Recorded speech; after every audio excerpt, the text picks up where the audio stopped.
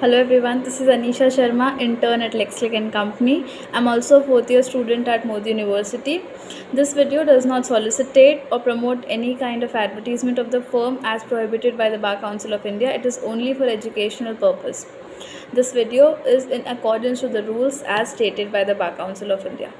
So the topic of this video would be as the Karnataka High Court protects Twitter India MD Mr. Manish Malheshwari from UP Police coercive action in Ghaziabad FIR.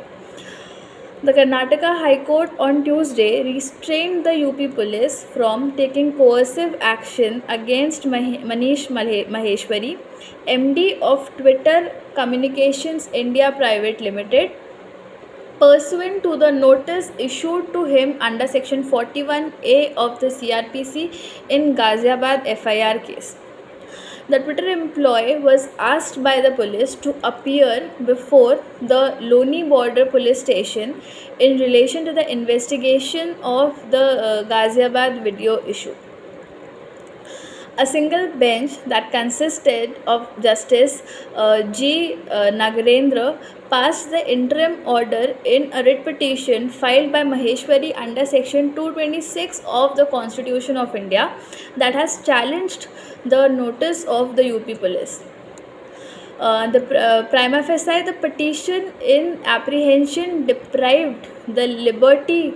That was stated by the bench, and there will be an interim order restraining the respondent from initiating any coercive action against the petitioner. This is what was stated by the court. In the meanwhile, if the police desires to examine the petitioner, they may do so by virtual mode, the High Court has stated. The court will hear the case further on June 28th.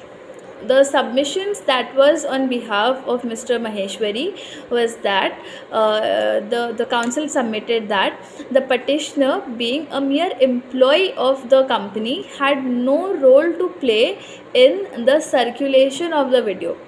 It was submitted that the petitioner was not a member of the board of directors of the company and was only a revenue holder, revenue head looking after advertisement and sales.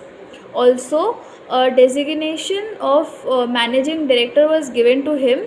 Such designation is not in terms of section 2 subsection 54 of the Companies Act 2013. He told the bench that the UP police first served summon to Mr. Maheshwari under section 160 of the CRPC to appear as a witness. Maheshwari replied to the notice saying that he was not in a position to travel to Ghaziabad from Bangalore and requested them for recording the statement through online mode. Later, the notice was delivered under Section 41A of the CRPC, and he was threatened that arrest will be made against him if he failed to turn to the police station in Ghaziabad. The Twitter is not controlled or administered by me. Company's name is Twitter Communications Private Limited. Who am I? This is what was stated by the employee, and Nagesh said that in the Vinod Dua's case, the Supreme Court had allowed the recording of statements through online mode. Therefore, the statements of Mr. Maheshwari can also be recorded through online mode. Maintainability of the writ petition was questioned by the respondent.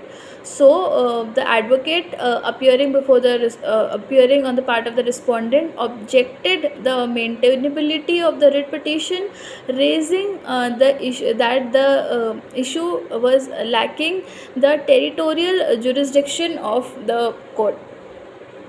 Mere service of a notice at a place will not confer jurisdiction there for the purpose of Article 226 sub Article 2 of the Constitution of India, he argued.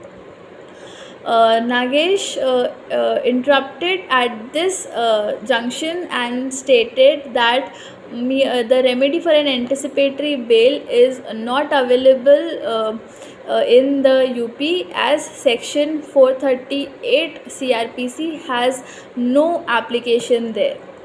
The bench said that the question of maintainability can be decided later, but as the petitioner is apprehending arrest in Bangalore, the question of interim relief needs to be considered. Thank you.